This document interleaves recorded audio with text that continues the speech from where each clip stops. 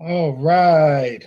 Welcome, welcome, welcome to another edition of Living a Rich Life, Home Edition.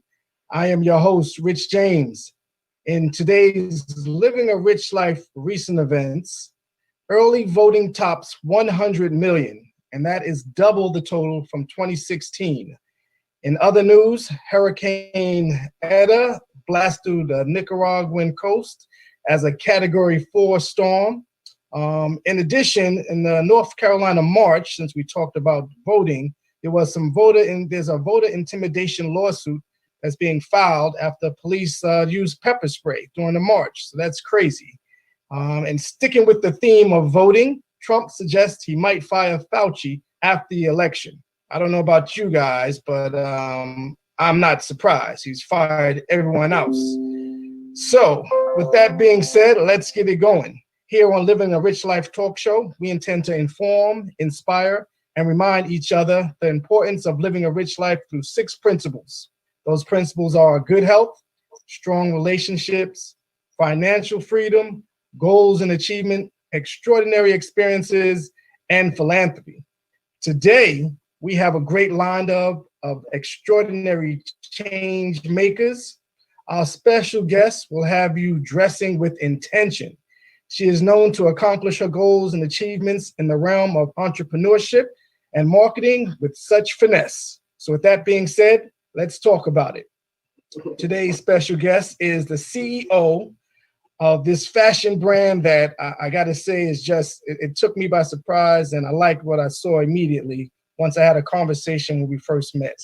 She is the CEO of Paper Made and Paper Press, a coach, creator, general manager, and visionary. Please welcome entrepreneur extraordinaire, Miss Erin Corley.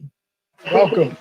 What's going on? Thank you for having me. Let me get my shirt. Well, thank you for joining. First and foremost, I'm known for tearing up names. So did I pronounce the last name correct? Ellen Corley, that's correct. So that's Corley. great. Okay. Did great with that. All hundreds across the board. All right, good deal. Because folks will tell you I will tear up a name in a minute. My producer Monty will tell you that for a fact. So first and foremost, tell us where you're from. I'm from Bronx, New York, 233rd White Plains. Fun fact, grew up living down the block from Slick Rick. Probably seen him without his eye patch over a dozen times. I'm quite sure that's a sight. I don't know if you know, but I'm also a native New Yorker from the Bronx, Marble Hill Project. So, lucky you. You're in Maryland now. Lucky you. Yes. Facts. That's funny. So first and foremost, I want to talk about the name Paper Made. Yeah. I noticed in paper the E is missing. So how did you come up with the name for your business first and foremost? Well, I was a child rapper since the age of 13, and I used to be called Polka the Paper Girl. A lot of people still call me Polka, but when it was time to go ahead and let the brand continue to elevate, we got into the Paper Made realm. Naturally, if you go ahead and try to LLC your name and trademark, Paper Made is already a household name to many. You use it for Tupperware and things like that. So we had to go ahead and take the E out. It was perfect timing because around the same year that I created Paper Made, I also was baptized. So PAPER is an acronym. It stands for patience, acceptance, prayer, repeat. And I believe if you follow that regimen every day, then you can continue having a fresh start and accomplish all your dreams. Oh, that's sweet. That's sweet. I like that. I didn't even think about it. I was just thinking about from the creative piece, but actually, the acronym, it all falls in. So I appreciate that. And I'm quite sure many folks didn't know that. So again, we like our conversation just flow when that's a beautiful thing. So tell us what and how did you initially get into fashion? Well, I work for a company that I think probably every single person has at least one piece of their clothing in their arsenal. It's a company called Adidas, and I started off with them as a regular sales associate while trying to pursue my music career, and made it all the way up to general manager of Spring Street in Soho, New York, which was the most renowned flagship in the country for Adidas. So no better way to earn my stripes, no pun intended. For those 10 years and just be able to put this fashion love and this expertise under my belt. Right. And I think that's I mean that's key. I'm not gonna lie. And it's so funny because when we first met, I think you had some apparel on, and Yeah, and I was just like, okay, I saw the concept, and I was talking to the bartender, a Mo Dirty yeah. mixologist, Hey, Mom, Morgan. and, exactly. So we started having conversation, and one of the things, like I said, you're a Morgan State alumni like myself, Yeah, and I said, I need to have a conversation with her, and I think I should be a good piece to be on the show. So that's how that all materialized. And then I didn't know he was from New York, but I said I think she's from New York. I think yeah, she's yeah, from New yeah. York. So, and right then immediately. So again, folks, we have Erin Corley on Living a Rich Life. We're talking about paper-made products. I see that you do have a few things back there. You have some hats, but before we get into that, let's dig into how the whole paper-made came to be. Now, how long have you been in business? Established 2019. Okay. So we have an exclusive here tonight. Yeah, Yes. fun fact about me, Rich. I used to talk a whole lot being a rapper, but I enjoy being behind the scenes. So I Mhm. deliberately haven't had a fashion show. I deliberately haven't had a release party. I deliberately haven't had a lot of talk. I just been doing a lot of work, a lot of learning, a lot of training within myself, and just perfecting my craft. This year feels good, and this year I want to start not only letting Paper Made exude through the clothing, but also through myself. So just thank you for the opportunity, and it's all been strategic. So Right. this is not by mistake. Absolutely. You look like someone that studies their craft first and foremost. So I understand that. Now, again, like I said, we met at a nighttime event. What is your favorite piece of clothing in your line, and why? Well, no pun intended. If you know me and I'm not working, wearing dress up clothes, I'm wearing a hat. My mom probably is sick of it at this point because I mess up all of the family pictures and all of the good outfits because I always have a daggone hat on. Even through my Morgan years, I was the individual that had the big Yankee cap. New Yorkers, we used to wear the hats that were oversized. So that's how my company was built. It was actually built on hats. So Oh, right in okay. the background, you see there's three different variations. I usually wear my hats to the back so you can see that one to the front. And this hat right here is where it all started at. That is no love, just paper. So you see a Uh, heart, and then you see the actual like no, we don't want that love. We just want the paper. right. And believe it or not, when I established in 2019, I decided to drop the hat the week of Valentine's Day. Going through a lot of no love, if that makes sense, and I wanted to give other people motivation to go outside and be your best self on Valentine's Day. Don't stay cooped up in the house and don't be depressed. Just focus on yourself, focus on your growth, and figure out how to make yourself smile. And I said, you know what? I can do that through a hat. So, Rich, not only did I sell the hat and it came out in black, I also gave it a little bag with some little tissue paper. And I was like giving people like Valentine's Day gifts for the Right. individuals that didn't have dates. So that was my little strategy when I first came out. Nice. And I think that's good. Like I said, our show is all about inspiring, informing others. And again, I think the inspiration of how it came to be is always good. Now, Right. what other labels you have on the hat? Are there different designs on the hat, or is that Yeah, just so this different one is the colors? classic. This is called our paper staple. This is our first ever distressed hat. So this is like our signature cap. This is the cap that's going to be timeless. So when you go ahead and log onto that website today, next month, next year, this hat is here to stay. And again, some of these things that I learned from my tenure with Adidas, you always have to have things that are everlasting, that are timeless, that won't change. So you see that Mm, PMTM in the back, clean, yeah. and you see that paper made in the front, clean. I'm a big person that's built on less is more. So, sometimes you might get a little busyness out of me, but for the most part, we just want to make sure we give you things that you can wear regardless of where you're at. Right. And again, can you let's share with them your website information while we at it since you Sure. mentioned it. That's www.papermade.com. That's PAPR, no E, made.com. And it's called the Paper Shop. So, enjoy. Okay. Now, you mentioned I asked you the question and you went right with the hats, but I will say There you go. it's all about the paper, baby. And that's Right? another staple piece. That's it right there. That's our staple That's our staple gray with navy blue. We call that neighborhood blue around my neighborhood and where I'm from. I came up with 2 silhouettes to that particular sweatsuit. First in gray with the navy blue, the second in gray with the yellow. Now, something that nobody from the Bronx knows that I'm about to drop the bomb now is that those yellow and blue come from my junior high school because I went to St. Francis of Assisi on Baychester Avenue, and that was my school colors. So that was the motivation beside for that launch right there. So fun fact. Shout out to Bronx. Nice. Right? See, I like to believe. See, everyone has a story. So right now, I'm part of the Paper Made team right here. So anytime you need a model, you know, I think I'm gonna get something for all the folks on my team. So For sure. Monty, I know you're listening. We're gonna get your size before the end of this show because I know you're about the paper. Yeah, and when you get your first piece of paper made, we make sure that we always remind you so you never forget that you are officially paper made. And if you ask why, then we tell you it's the paper way. Okay, I like that motto. I like that motto. So how do you go about designing your apparel and creating, you know, I mean, great slogans like mining the paper that pays me?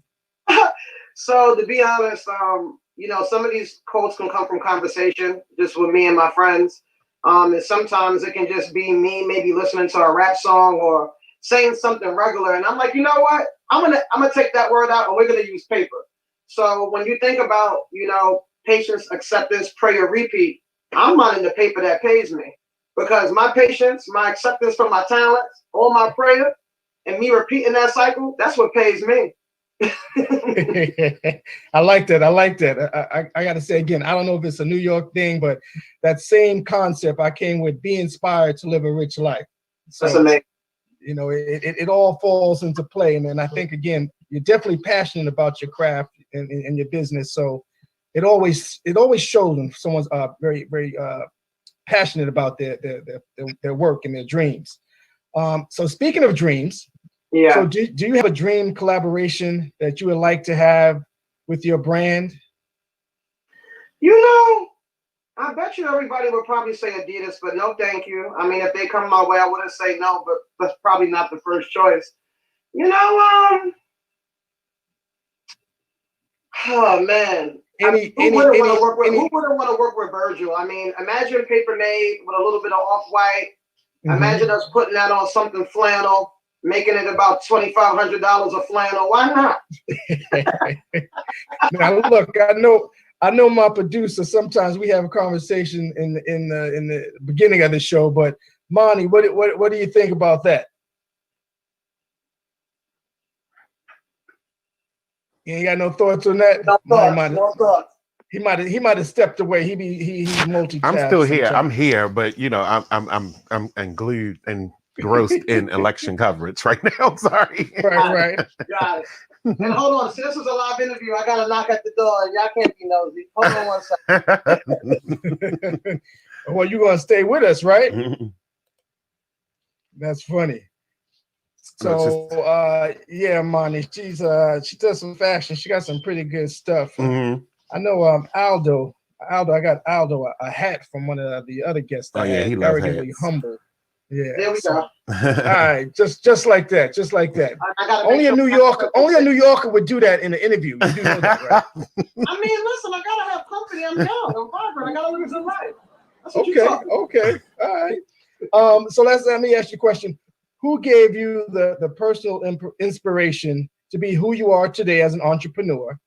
And who would you like to give a quick shout out to and a thank you?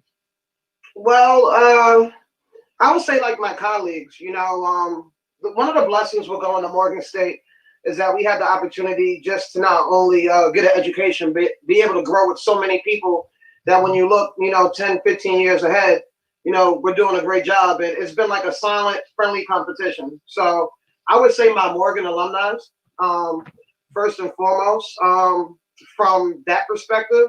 My grandfather is my biggest inspiration that really helped me push me through the door. He passed away this past February.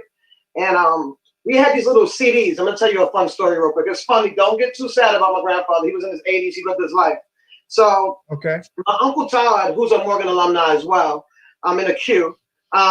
He took a video of my grandfather before his dementia kicked in. And my grandfather told each one of us what he wanted from us before he lost his memory, which I thought was phenomenal. So romantic of my uncle. And my grandfather told me that I have plenty of ideas and plenty of talents, but the only way I'm going to be successful if I pick one and I give it everything I got. And I was able to listen to that. And that was the ammunition to keep me going and for me to be focused on Paper Made and solely Paper Made and just give it all I got. From a designing perspective, I want to give a shout out to a Bronx native, older gentleman named Al. He taught me this craft, and I didn't even know I was learning. I used to just go and, drop off 24 pieces of clothes and ask him to press them for me. He was a little older, so he took too long. So after a while, he'd say, well, you can help me. And then I used to end up staying at the shop. Sometimes I would get there at 2 in the afternoon. I wouldn't leave till 4 in the morning. And, when I think back, that year in 2019 was my learning years. And I learned so much to the point where I was able to put the paper shop upstairs on the top floor of my home. Nice. So let's talk about that, right? Because one thing, like I said, we're very candid on the show. I'm at a point where I'm drastically honest, and I'm not perfect. So, because you gave me some business earlier today, which I appreciate. I love the personal touch. When I saw this on the sleeve, yes, I tried it on, and it fits very well. It fits very well. Copy. Right. So let's talk about that. Because you give that kind of that touch, right? And again, the shop is upstairs, so you press all your shirts currently by hand, and it was delivered in a nice plastic bag, y'all. It was just beautiful. The presentation was nice. So as you continue to grow, because that's where I see this going, how are you going to continue to give it that personal touch as you expand to greater numbers? I smile because shout out to my chief marketing officer, Shad, who can't wait till I get out the shop, right? So the goal is to eventually get out the shop, and the goal is to continue to expand my other company, Paper Press. So I currently have my first employee, which I'm really proud of. And my employee is going through, I guess, the internship process where they're actually learning how to work in the shop in and out. The goal is for that person to be able to learn the craft and being able to teach other individuals so we can start being able to hire more employees to start being able to run the shop. With my daytime job, I'm probably a couple of years from saying bye. But for right now, I'm giving it all I got. And the goal is to open up my own paper press shop. So when we open that shop, we're going to continue mass producing, do paper press. But right now, we're starting from the bottom, all from the muscle. So the shop is able not to only service me, but we also service non-paper made clients as well. And it's been doing well. So no, Erin is not upstairs all by herself. We definitely got the crew up there. I'm very strategic on how much I show. But my employee, fun fact, used to work for me at Adidas as well, so very trusted. And I'm excited. One thing about being an entrepreneur, I'm sure you can relate. You just figure it out. I woke up one day and I needed an employee. I woke up the next day and said I need to train this person. And I woke up the third day and said I need to trust this person. And one of the things, Rich, that I'll be honest about, I'm having trouble with letting my baby go at that capacity. So my new worker can do everything but press the shirts down. I get so freaked out when I'm like, all right, I'm gonna leave her in the shop and she's gonna just make everything. No. So right now she cuts and she peels, and I still press down every single item that every single person wears. Hopefully 2021 will be absolutely the last year we do that. Okay. Well, all I know is if it keeps looking like this, and this is a good quality sweatshirt, and it just really is a good quality sweatshirt. It's a good product, y'all. So 70%, 30% polyester, so it's not 100% cotton fit and feel. It's to give it an extra little bit of stretch and also to prevent shrinkage when you dry. Yes. So we got a couple of folks that's making some. Say that's great advice. Yes, indeed. Give one thing, everything you have. So you got some folks gonna take that advice and deep, profound wisdom, and that's my executive. Well, thank you to whoever's watching. That's so thank you. Yeah. So let's keep it going. Let's keep it going. Get crazier. Yeah. Let's talk about some challenging times, right? Tell us about a moment in your developing your brand that was challenging, yet you overcame that obstacle victoriously?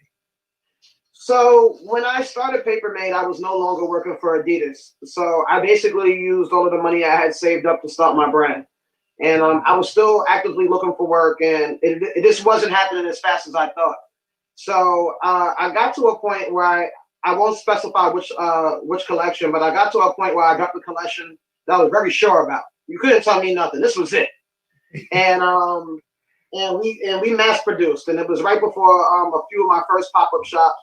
And I remember going back to see Al, and it was like one strip of the sweater was the wrong color. And I don't have a lot of money, so we pressed up like 2 dozens of this. This was intense, Right. And I'm like about to lose it because I had to like travel the next day to do a pop-up shop, and these 24 pieces were essential. I ended up having to repress another 24, and we made the mistake twice. So at this point, we had to end up cutting additional vinyl and placing it on top of the mistake, which helped me grow as a designer as well. And we were able to get it done.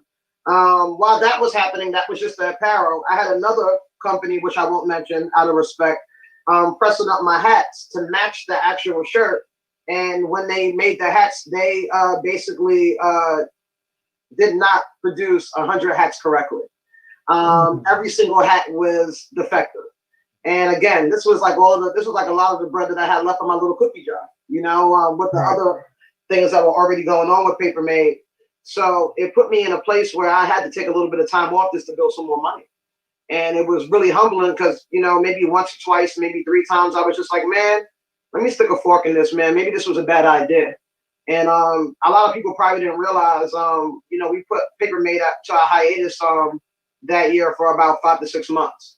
And in full transparency, my grandfather passed away. COVID started jumping and picking up. And this is a real story. This is not a gimmick to make people go wow. Right. And I decided, you know what?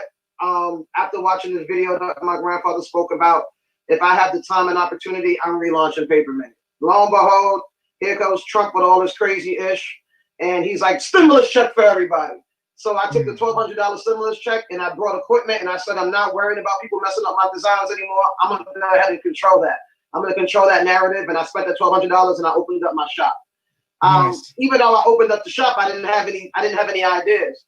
So I'm watching all of this stuff on CNN on my TV every day about this pandemic. And let me show you what I made. Okay. All right. We are talking with Erin Crawley, living a rich life here, and we're showing some products here. She stepped away. So what I made was something called Paperdemic.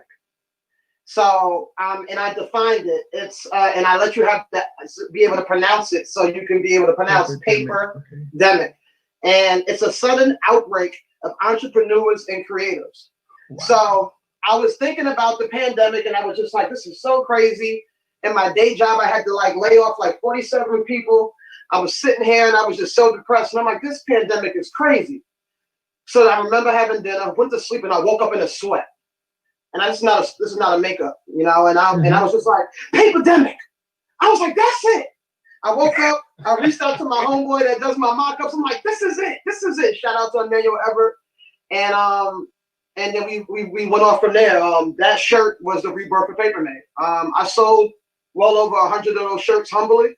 And I just want to thank everybody for just jumping on, during this crucial time in America and in the world, and just supporting my brand and giving me the confidence to come back stronger than ever.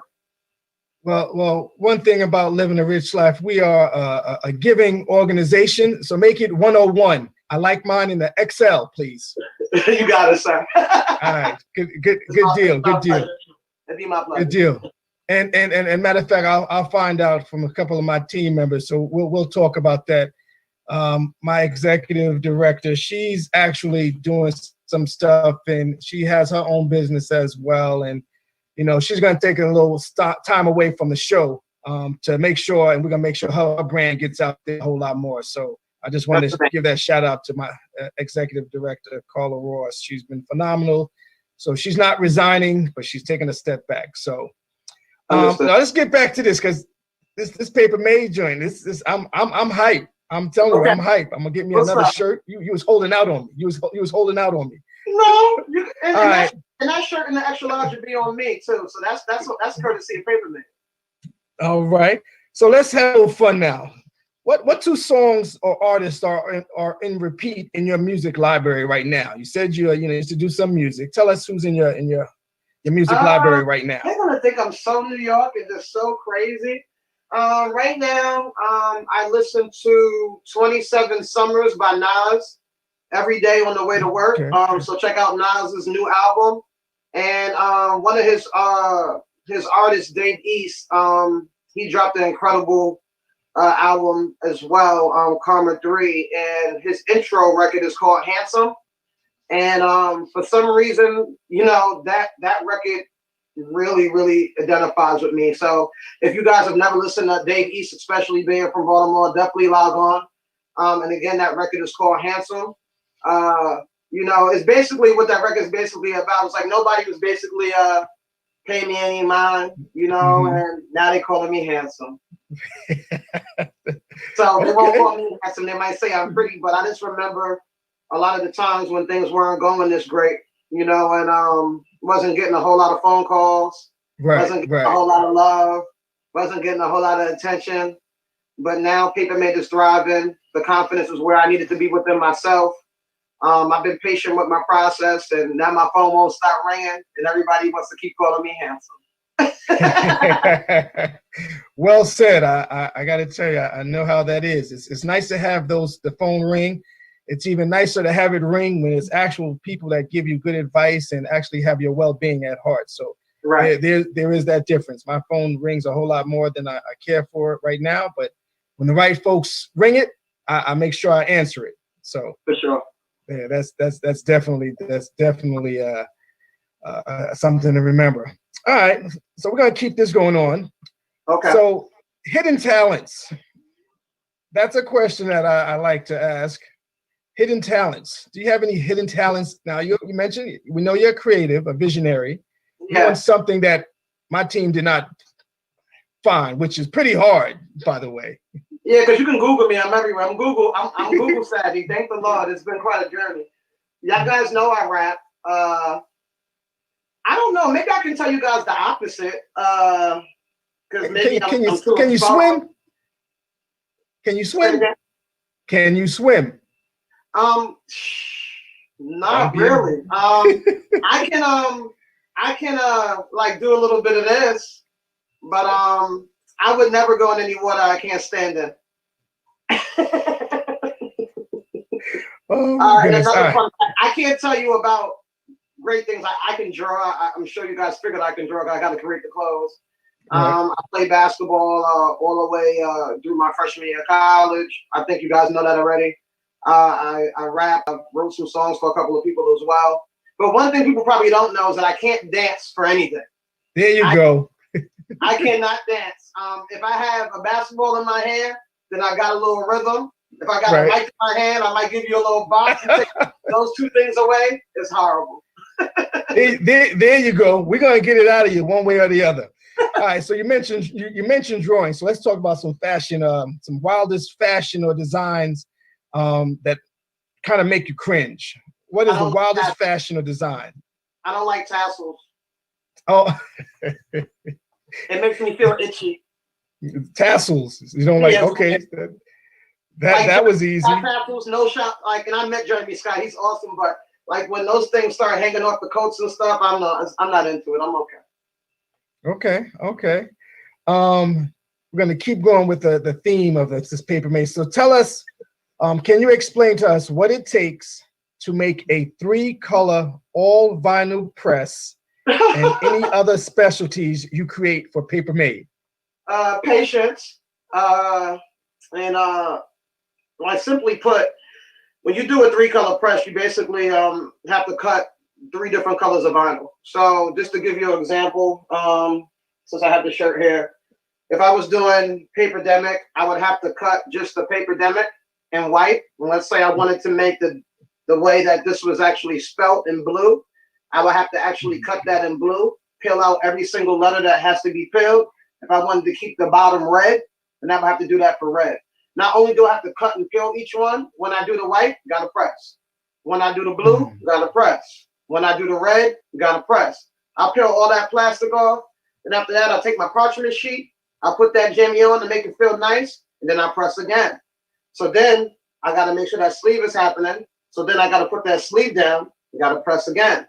Then when you get your garments from me, I don't want you to be looking at me like I'm crazy. So I gotta make sure I press that for you. You gotta press again. And if you're getting a whole sweatsuit, then I gotta repeat the process for you. Yes. So I'll only assume again. I got mine, folks. That's a You one press. living a rich life. Yeah, that's one color. That's a double press. So you get Paper Made press once, and then the Paper Made on your sleeve press second, and after that, we're done and done. Okay. It was nicely folded, by the way. I just had to try it on because this is going to be tonight's attire. We going out. Yeah, we're going take out. Your time out there. You might get everything you dreamed of in the Paper Made jogging suit. Well, I'll be sure to let you know how it goes. I'll be sure to let you know how it goes. Keep me posted. I might put my tip jar in your car. Okay, there you go. Tell us what else that is there anything else that people out there should know? I do like there's one question I mainly ask, but what else that folks should know about not just you, but Paper Made, what it takes to be an entrepreneur? What advice would you give? You have to be ready to not be sure sometimes, and you have to be ready to trust your instincts. You have to also be ready to be uncomfortable. I think a lot of the times when I talk to some of my entrepreneur friends, they say that sometimes their breakthroughs is through their most troubled times. The times when their back is against the wall, they don't know what to do. When that light comes on and you figure it out, that's what I'm about right now, figuring it out. You usually get to that next level. And when I talk to a lot of my colleagues or when I follow people that, inspire me, they never stopped, and if they did, they got back on the bike and kept on riding if they bruised their leg. And so if there was any advice, just don't stop. And every time the going gets tough, figure it out. I read some books from here and there, and I don't remember the author's name, but she makes these books about being awesome. I think her name is Jen Sinead. And she basically said, when you're at a point where you get into a roadblock, the average person would be like, that's my sign to quit. She goes, the ones that are above average are the ones that take that roadblock as an opportunity to try again. Excellent advice. Excellent advice. I think having a good support system helps as well, because again, my team keeps me going. They keep me focused. You mentioned Monty's name a couple of times. I look forward to Wednesdays, especially now that I'm not in the studio. So right, that's always something to look forward to. All right, so this is the main question that we ask, Aaron, and here on Living a Rich Life. It's not a trick question. What does living a rich life mean to you? Financial freedom. This is what I think me and my friends talk about the most. That's why I feel like I have the right friends. Just try to set yourself up in a way where you can be able to have access to all of the things that you need and all the things that you want, without, burning yourself out, without you not being able to enjoy it, and having great credit through it all, so you can keep on obtaining, keep on opening more businesses, and continuing to employ and enrich people that want to be just like you. Okay. Again, let's tell folks where they can find you, all your social media tags, as well as the website. Can you share that with them once more? So my personal Instagram page, where you can shop one as well, is Poca Paper. So that's POCA_paper, PAPR, no E. You can follow the Paper Made page. That's PAPR, no E, MADE. You also can follow our shop page. That's Paper Press, PAPR, no E, Press. Go to our website, the Paper Shop. That's www.papermade.com. Again, no E in paper. And also, if you just want to go on some adventures of Poca the Paper Girl, if you Google Poca the Paper Girl and actually keep the E in paper, you might find some stuff that I might regret showing you guys ahead of time. But it's some great raps, maybe a couple of good songs before the dreads. And if you like it, leave a comment on YouTube or wherever you find the great stuff at. Cecilia, what's going on from New York? I appreciate that. I can see that. All right, Yeah, good deal, good deal. Well, I want to thank you for joining the show. Um, what's going to happen now is we'll make sure you get the link to the show. For Um, sure. folks are watching it live now, and we appreciate them. At the end of the day, I just want you to continue to be inspired to live a rich life. And thank you for tuning in. Again, this was an exclusive interview. Happened here first, Paper Made. Just don't forget about us when you get big. One more thing, on behalf of Paper Made, anybody that's watching this podcast, including your whole entire team, when you go on to papermade.com and then at checkout, you put in Paper Love. That's PAPRLOVE, all in caps. 10% courtesy of the Paper Made team. And that's our way of saying thank you. And we appreciate you for giving me the opportunity to speak on behalf of the company. Thank you. All right. Thanks a lot, Aaron. I'll talk to you soon. Yes, please. And the extra large is coming your way. All right. Talk to you. All right now. All right. There you have it. Paper Made. That was our special guest, Aaron Crawley. Let's not waste any time. Let's get right into it. Our next featured guest, he is, I like to say, a self-proclaimed #1 crowd pleaser, but I think that's a good title.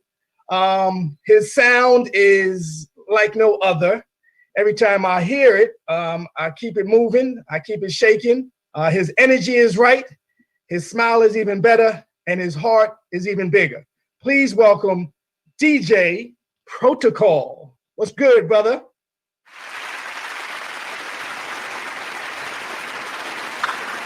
Hello. Hello. Rich. My God, how's it going? Going well, man. How you? I am well. I want to thank you for joining today and being our featured guest. So let's get right into it. How about that? That's fine, man. Thank you for having me. All right. So first and foremost, the one thing I noticed is DJ Protocol. So how'd you come up with that name and the spelling of it too? Oh, okay. So it's very unique. Well, Protocol, basically what happened was I came up with that name. Protocol, when you look it up, it means basically military. It's militant, and it also means like basically to have order.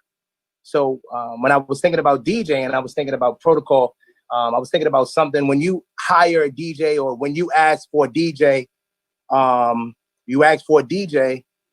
you expecting one thing. You expecting to have great music, a great time, something memorable. So I was thinking, you know what, Protocol. You know what I'm saying? It's protocol for me when I come here. Only, hey, I'm hiring. All right, it's protocol. It's protocol that I make sure that we have a good time. It's protocol that I make sure that I make this moment or your event memorable. And then how I came up with the PRO #2. So basically, protocol, PROTOCOL. I just took that TO, just added that #2.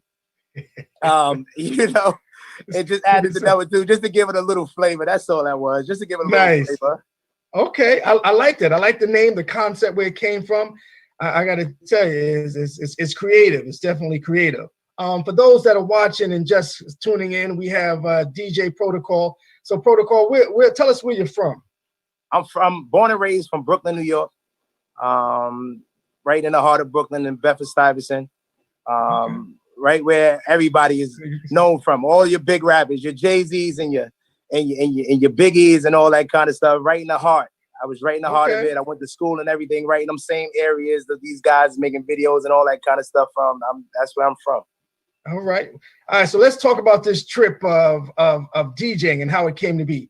I want you to talk to us about a trip, how your trip to Deep Creek with friends begin your DJ or MCing journey from the kitchen. Shucks, that's dope. So so a couple years ago, about 5 years ago, back in 2014, I went to Deep Creek, obviously, with some friends. They had a karaoke machine in there, and they was just playing music off the karaoke machine. You know what I'm saying? They had a little boom box thing, and I seen a microphone. So only thing I did was just go in there. I turned the lights off. I took the microphone. And I started acting, you know what I'm saying? Just acting crazy on the microphone, talking on the microphone, just imitating other guys that I've heard as DJs, just imitating them. You know what I'm saying? And I was playing songs off my phone. So I put another hot song on, a song that I know. I'm like, you know what? Let me put this one. And then I had the microphone off and then a friend of mine was like, yo, you DJ? And I was like, nah, I don't DJ. It was like, yo, you might want to look into it. And ever since then, I took that idea. You know, I slept on it. And then I ended up a couple weeks right after I left Deep Creek, I ended up meeting a friend, and he was actually a DJ. And he was like, yeah, I'm a DJ. I'm like, yo, I've been thinking about getting into it. And from then, I took it and ran with it, man. Ran with it. Nice. Yeah. I heard you say that's dope. Yeah, my team, I tell you, they do some research, man. We live in a rich life. They do some research. I see that. That's super dope, man. I love the stories that we had our guest on earlier, Aaron, with Paper Made, and I love the stories that come with how folks come to be. I mean, I just love it, and I think it's definitely inspiring. So, folks that's watching, we have DJ Protocol, and let's tell them how they can get a hold of you for future events. Let's do that right quick. Okay, so all social media, you got my Facebook is DJ Protocol on Facebook. On Instagram, it's Protocol. That's ITS Protocol. And that's PRO, the number 2, COL. So it's Protocol on Instagram. And then obviously you could email me. Everything is the same as everything for emails. So it's protocol@gmail.com. It's protocol@yahoo.com. Anything, it's Protocol. That's just the easiest way to reach me. All right, good deal. We'll make sure we get that out the way. So what's your main style or genre you love to mix? Is there a specific one? So I'm really into the R&B, man. R&B is just a whole vibe with me. So I like my R&B. I like my old hip hop, my old school hip hop. I like my 2000s era. And to be honest with you, I like the soul music. So I'm into the old school back in the 90s and the early 80s and the late 80s as well. Right. Okay. So tell us, what's a common myth about MC or DJing that you can debunk for us here on Living a Rich Life? So for MCing or DJing, what's something that because some folks be like, hey, I can do this, or some folks, this is not that hard, or folks might be, hey, all they do is pushing buttons. What's something that you would say is a so I got myth? is you got you know what the crazy thing is, I thought it would have been easy too, but you know what? Yeah, when a lot of people like, you know what, it's just pushing a button, or you just got to know the music and all that kind of stuff. But honestly, learning to read the crowd, that's where it comes. That's where it's hard at. You got to read that crowd. If you can't read the crowd, once you got to understand, like, all right, I know now I got 2 or 3 people now on the floor. I know this is the era that this is what I can get them from here. You understand what I'm saying? Right. So reading the crowd, just pushing the button and playing a song and all that kind of stuff, people would think it'd be easy, but you got to keep that crowd going. You know what I'm saying? I could play one song and I get everybody up and going and all that kind of stuff. But if you don't got something else that's going to come right in, it's hard. It's very hard. You got to keep them going. You got to keep them up. You got to keep them engaged. And then that's another thing, bringing MCing into it, talking to your crowd, letting your crowd understand that, you know what? I'm playing a song, but I'm here partying with y'all. You know what I'm saying? Facts. And that goes a long way. So just playing the music that'll get you to the door. You know what I'm saying? But you got to get all the way in. You got to talk to them. You know what I'm saying? You got to get on the microphone. You got to sweat with them. You got to, come out and do a 2-step with them too sometime if you got to. Okay. So we got a question from a viewer, and a comment and a question for you. Okay. It said, Dag, DJing has evolved so much over the past 10 years, especially with the digital innovations. What do you think is the biggest change to DJing you experienced? Okay, so I started. Excellent question, Cecilia. That I started off with digital, but my uncles and growing up, they were all DJs in New York City, and they used turntables and they used the CD disc and all that kind of stuff. So I was around it. I know about it, but I started off with the digital. But from what I've been taught and mentored, and all my mentors, they've taught me, even with me going back and trying to learn the stuff from before, it's a lot better. The transition from using your crates and using your turntables and having to find a track and hurry up and get it on and cue it right. Now it's just straight to your computer, and I can cue everything right where I want it and just press a button. So to answer the question, it's a lot easier now with the digital than it was before that I know of. Like I said, I personally never used turntables personally, but I have been on them. Like I said, I was raised up around them. But the computer, being the music on a computer and not having to find the actual song through a crate and all that kind of stuff is huge, right. man. Huge. Okay. All right, let's keep it going. We got the folks watching again. We have DJ Protocol here on Living a Rich Life, Be Exposed Radio. Where we will expose you. So we got a question from Jeremy. What's your go-to song to get the crowd going? A go-to song to get the crowd going? Yes. A go-to song to get the crowd going at all times. It depends on your event. It really depends on your event. So you have your younger crowds, and then you have your 30 and over, and then you have your 45, 50. So it depends on the crowd. But depending on the crowd, sometimes, I mean, I have some go-tos if that's the case. But I gear a lot of the stuff to the females. So I play songs that the females will sing. Once I get the females, the guys, they'll slowly but surely start to make their way in because they too cool. Right now, the clubs, the parties, the guys is way too cool. So if let me interject there. So okay. I think that when you talk about the age thing, I'm a little old school, right? Okay. And Jay says it best. When it comes to with the ladies, I'm trying to get and dance with the ladies, and I'm not too cool. I am cool, but I'm not too cool to get out there and dance, right? The younger crowd, this younger generation, that's where you get that. You're a young Thundercat, right? Right. Goodness, I love it.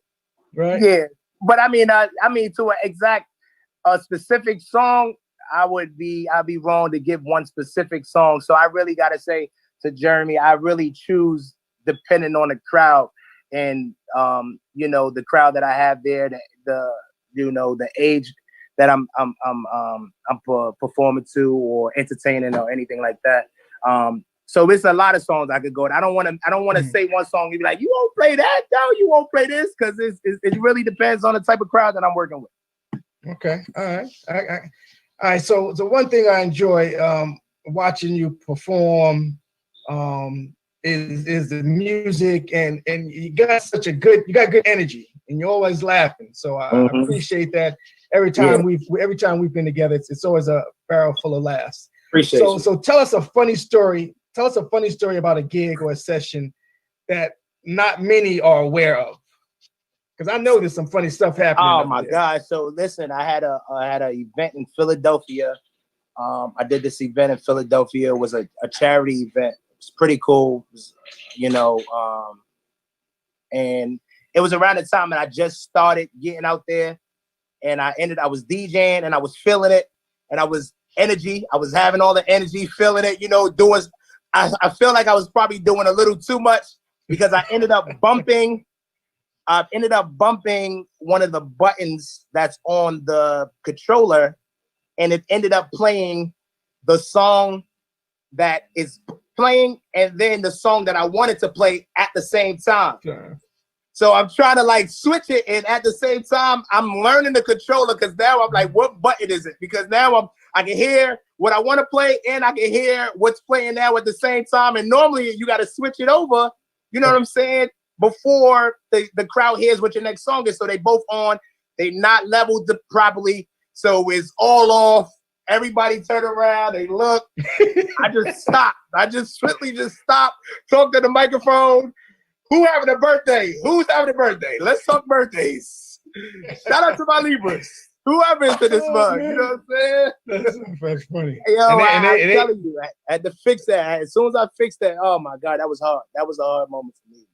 That was really hard. Yeah. We sometimes have moments like that on radio. Yeah. Either a guest's gonna be late or a guest doesn't show up or something, but we usually have to, mind over matter kind of type things. That's funny. That's funny. Of course, yeah. So they say things like music soothes the savage beast and all that other good stuff. With the power of music at your fingertips, can you tell us your why for choosing to impact the world through DJing? Because you are impacting the world through that. You're an intelligent young man. Yeah. You're definitely impacting the world. So tell us, why did you feel DJing was an avenue or a method to do that? I mean, music, when you listen to a certain song, the first thing you either do is you're getting ready to enjoy yourself with a song that's one of your favorite songs or a song that you remember that is a good song. You have lyrics that's in certain songs that take you back to a past that you've gone through before or in that exact moment that you're in. You have music or songs that you've heard back before that made you think, you know what, I was going through a time, a hard time then, or hey, I remember. And it's like a journey. So I always felt like with music, I wanted to be that guy that take you back and remember those good times. There's some songs that I'm not going to say, I'm not trying to have you remember the bad times, but hey, look where you at now. You know what I'm saying? I could play a song, you're like, dang, I remember when I was in there, but look at me now. You know what I'm saying? So I feel like music takes you on a journey. And that's all I want to do. I want to take you back. I want to take you forward. I want you to, you had a bad day today, but guess what? We got new music that's out that you know what? Oh, shoot, get your mind off of whatever's you've been going through, or if you had a bad day or anything. So that's why I chose music. That's why I chose DJing. I just feel like, you know what? Music is just, it gives you everything. It gives you a balance of everything. You know what I'm saying? You gotta be good, your good music, your bad music, the stuff that just, balances everything out. It just takes you on a journey through your past and all that kind of stuff. And basically remember when the good times and enjoy life. You know what I'm saying? Absolutely. Absolutely. Has there ever been a time where music saved your life, literally or figuratively? Yeah, I guess you could say that. I could definitely say that, I've had music that when I was really going through it, and I listen to all genres. I listen to all genres, and but I could definitely say that I had some music that I had, even if I'm in my music room or I'm in the car or anything like that, that I had music that I could just sit back, listen to, and just say, you know what, everything's gonna be all right. You know what I'm saying? Everything's gonna be fine. Or even you got some hard songs that I just like, you know what? I'm really in a bad space, and you put these songs on that I be listening to, and I just be like, you know what? I'm good. Everything is gonna be good, man. You know what I'm saying? Get emotional. Yeah, I get very emotional with it. I get very emotional. Okay. Any advice you would give someone that's trying to become a DJ? What advice would you give someone that's looking to get into music and all the things that you do? Just no music. I mean, honestly, no music. You don't have to just take your time. It's going to get very frustrating. Plenty of times I thought about throwing in the towel. I can't even lie. And I still get my moments at times. But then I have, family and friends support that just keep putting in their ear like, yo, you killing it. Or I do an event and they be like, yo, you really did your thing. And that just that's that drive. It keeps me going. But for anybody that's thinking about getting into it, know your music, study your music, and just continue to strive for more. You know what I'm saying? Don't give up. Just don't give up, because it's going to get frustrating. You're going to get to a point where you feel like somebody else is better. You're going to feel like, you know what? that DJ is doing a little bit more. That DJ got more gigs, or that DJ look like he's this, and that DJ is doing that. And I had that same mindset. I used to feel like, you know what, that DJ got more songs than I do. This DJ got better selection. This DJ play a little bit better. This DJ da da da da da. And honestly, I got to the point where I was so frustrated with myself that I felt like throwing in the towel. But then I turned that into, you know what? I want to study these guys. Forget it. Right. Forget, you know what I mean, trying to compare myself to these guys. Let me go ahead and study the things that I like. This piece, I like this piece. I like what he does here. I like what he do here. And then and then I added my own, you know, I added my own twist to it. And now I'm better. You know what I'm saying? I'm not where I want to be, but I'm much better. I'm more comfortable. I'm more confident with my skill. I'm more confident with DJing. So that's all I would tell somebody that's getting in there to just, you know what I mean? Just to stay the course. You know what I mean? Don't look at somebody else's road. You know what I'm saying? Right. And I do see an elevation again, as we did some research on you, and you know, I had quite a few DJs on here, some of the very popular ones, and which actually, when you get on the show, everybody's popular. Goddamn it. That's it. We all right. We all in it. We on the rich. We on the rich show. You crazy? We popular. Yeah. We popular. So there's a question that came in. As a man of color, what is the most liberating aspect of representing R&B and Black culture? That's a good question. A really good question. And also someone said DJs saves lives. I like that. We really do. Yeah. We really do. I'm telling you, we really do. So as a man of color, what, you know, because again, you do represent. Again, you don't represent all DJs. I think first and foremost, you are a Black man. You represent yourself. And then as a Black man, this is an excellent question, because folks, again, what you play is very liberating. So tell us, what are your thoughts? What's the most liberating aspect of representing R&B? Sure. Well, yeah, with the Black culture representing R&B, honestly, it's just, I mean, with your music selection and stuff that you play, I mean, it gets to me personally, when some R&B music, I like to make sure that we're representing the Black culture. There's certain songs, period, that I always study, that I make sure that I try to play. You know what I'm saying? I make sure that I try to play. But it can be hard at times. It can definitely be hard at times. But it can get tough being an African American as well. And with DJing and stuff like that, because as soon as they think, oh, you're playing R&B or you playing hip hop or you playing, you know what I mean? You can be, you know, they point the finger at you and think that you this and think that you that, and you know what I mean? They'll label you as something, but it's just music. You know what I'm saying? Just music. Gotcha. Okay. Let's go to this next question here. So pertaining to DJing, you've said, and I quote, "Crafting art through dope music is an everyday celebration." Tell us more about your statement and elaborate on it. And these are your words. Yeah, it is. I know exactly what I said. Crafting art through dope music is an everyday celebration. It is. It really is. It really is. And I say that because when you playing your music, you know what I'm saying, and you put in your work through your craft and all that kind of stuff, and you constantly putting, you know what I mean, working on your craft constantly and all that kind of stuff. It feels good to finally see people enjoying with the work that you put in. You know what I'm saying? It feels good. So it's a celebration all the time. It feels good to see people dancing. It feels good to see people coming to you after a gig and like, can I get your information? You know what I'm saying? Can I get this? I really want to book you. You know what I'm saying? But they don't see the time and the energy and the sleepless nights and the downloading and the this and the studying of another song and all this kind of stuff. They don't see that kind of stuff in the time that we put into our craft as DJs. So when we finally go out and we finally, you know, play music and everyone is enjoying themselves, it's a huge celebration for everyone. It's a huge celebration for myself as well. Nice.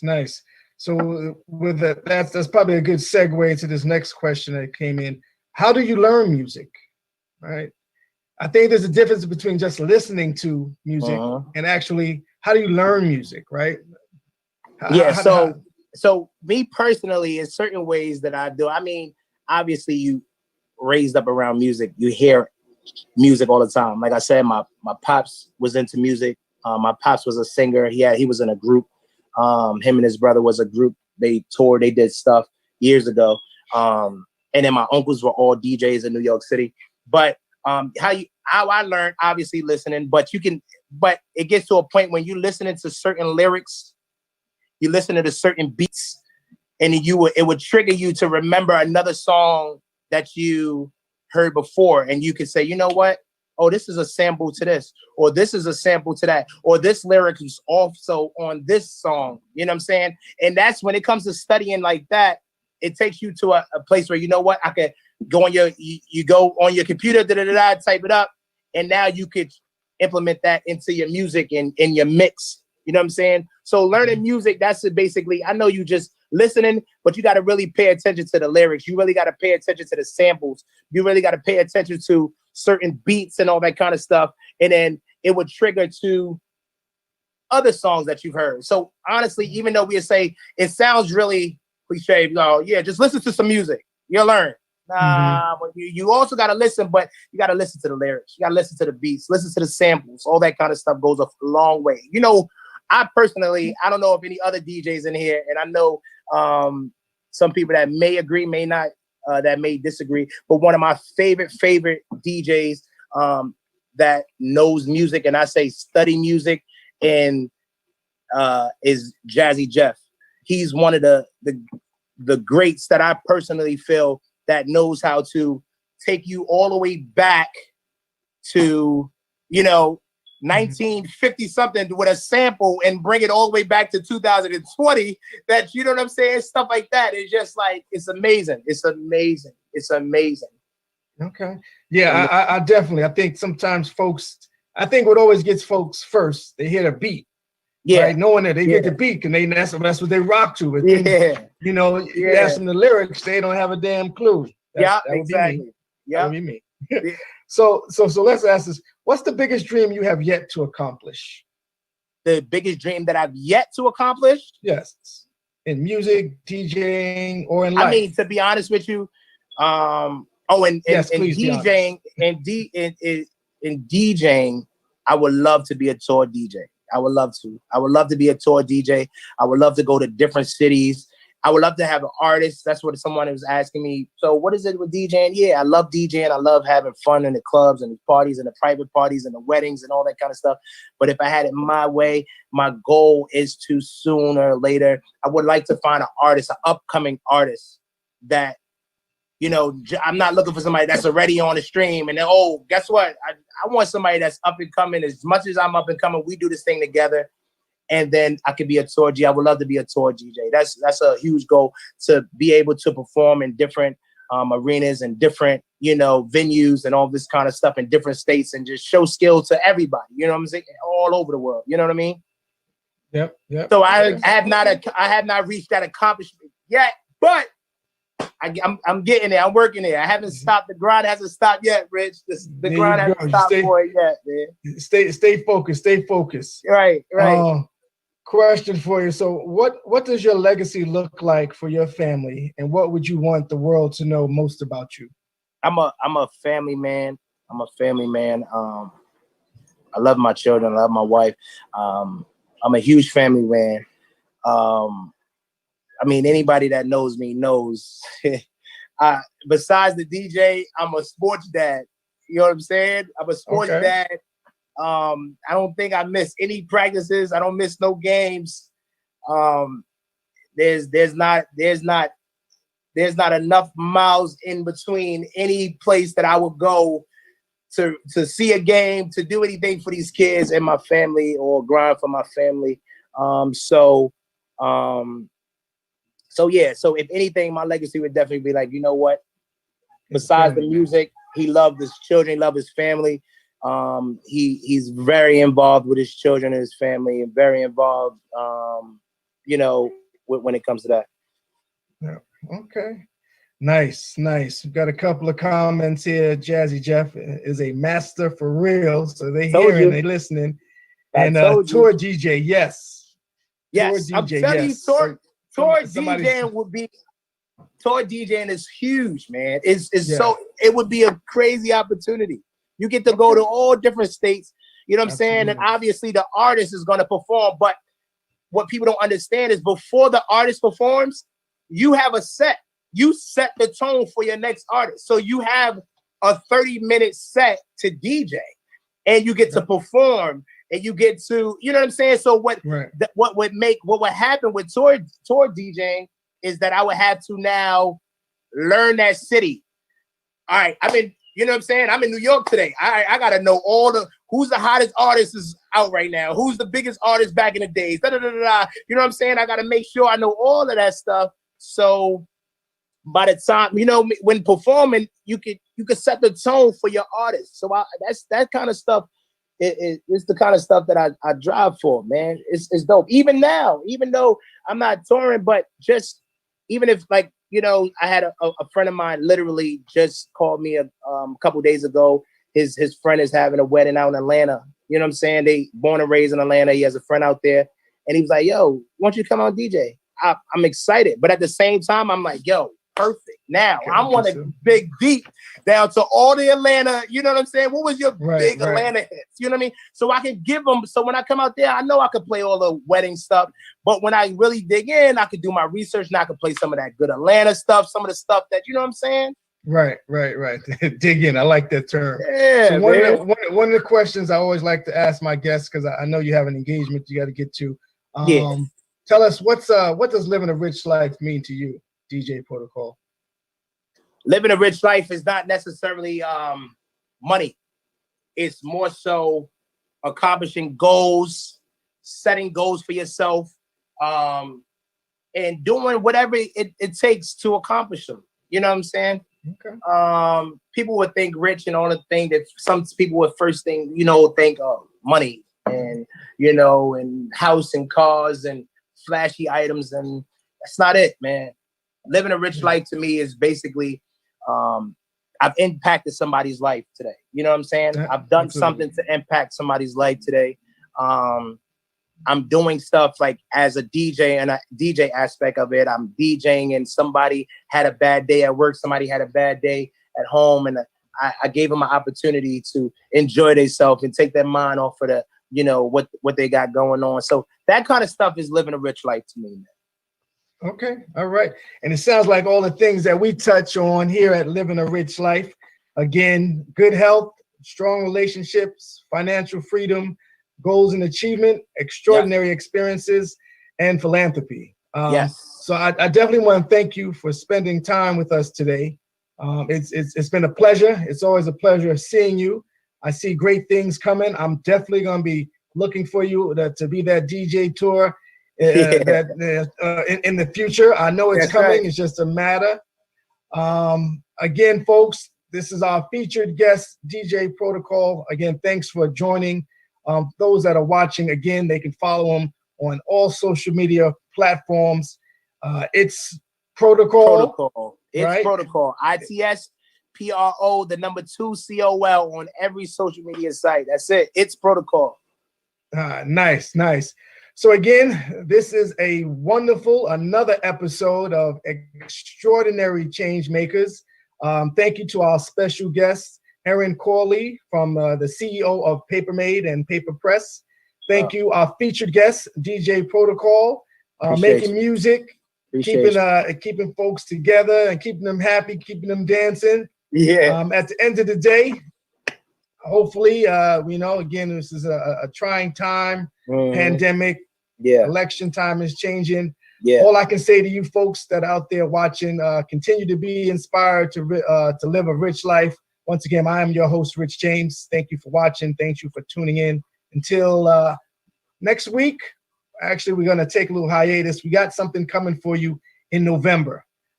So look for that. It's going to be something spectacular on the 21st. So save a date. It will be an exclusive event. So once again, this is Be Exposed Radio. I am your host, Living a Rich Life Talk Show, Rich James. Until then, take care of each other. Be safe. Appreciate you, man. Thanks, Rich. All right. Thanks for joining. Thanks.